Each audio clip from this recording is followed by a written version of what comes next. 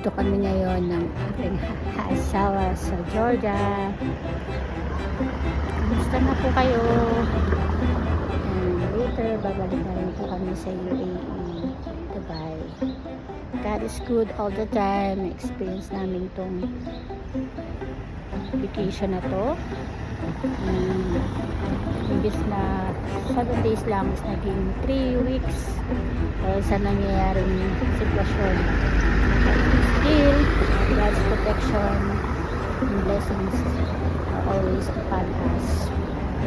So, we pray that every one of us are protected and guided. Bye!